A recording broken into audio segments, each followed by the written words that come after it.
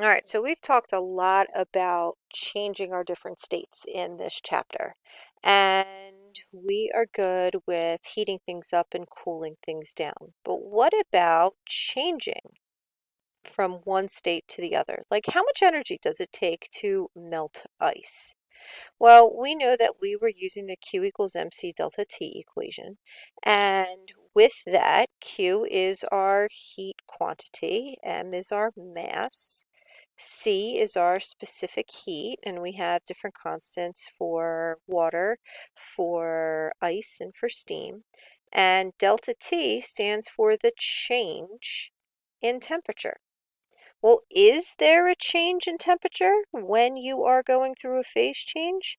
No. Remember, we have that plateau that we see.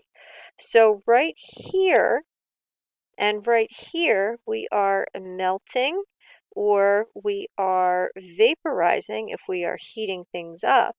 And if we're cooling things down, we are condensing or we are freezing. And notice they are plateaus.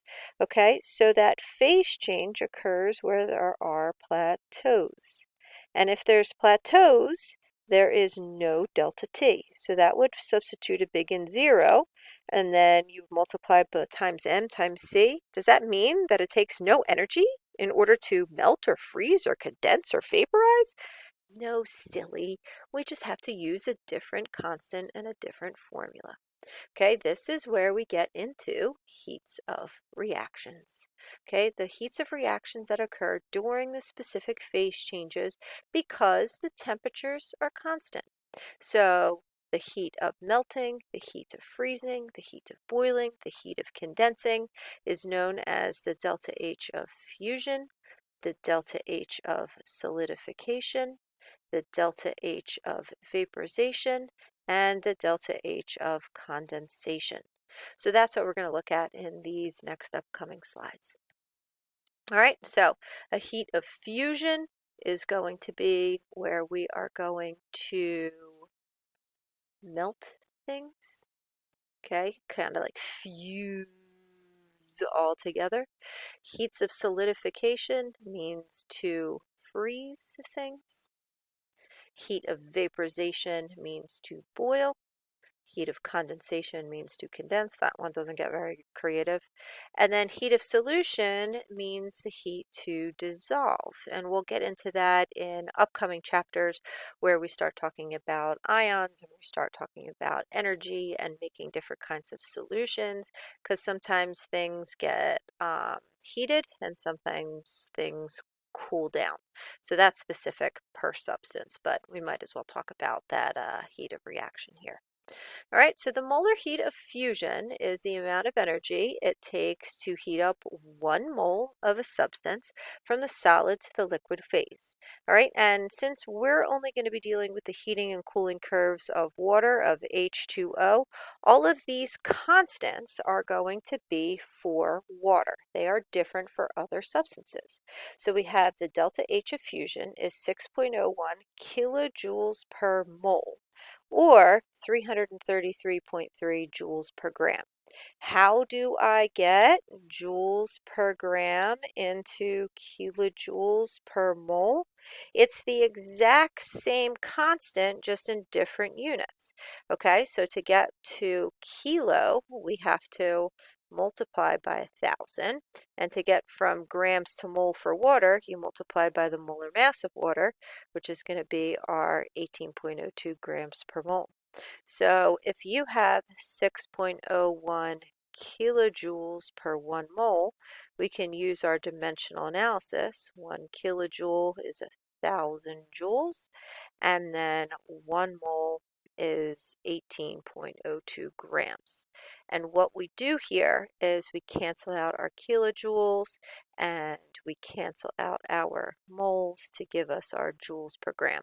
And that's how these two numbers are related to one another. Okay, so if this is how much energy it is going to take in order to melt something and fuse it, how much energy is it going to take to freeze something and solidify it? You got it, the exact opposite quantity. Okay, so in order to freeze something, to solidify it, it's going to be the opposite value. Negative 6.01 kilojoules per mole and negative 333.3 joules per gram, using whichever one of these works best for your reaction. Okay? Heat of vaporization is how much energy it takes to boil or vaporize something. 1 mole of water, it's going to have a different constant, 40.7 kilojoules per mole, and 2,256.9 joules per gram. So how much is it going to take to do the opposite of boiling? To condense? You got it. Okay, the negative value of those, negative 40.7 and negative 2256.9. No, you don't need to memorize them. Yes, they will be given to you on an equations or a constant sheet. Okay, and then lastly, while we're at it, we might as well talk about dissolving things into a solution. So when we dissolve, we are going to see that the constants will vary with the substance. Some things are going to heat up, some things are going to cool down.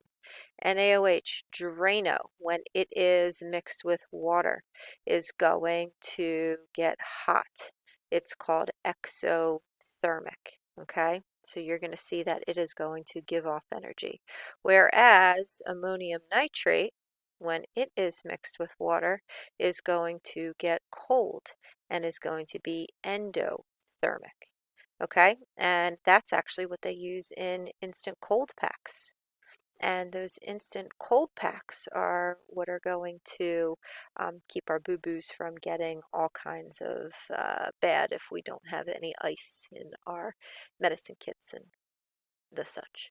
All right, so the way that we apply these heats of reaction are with a slightly different formula.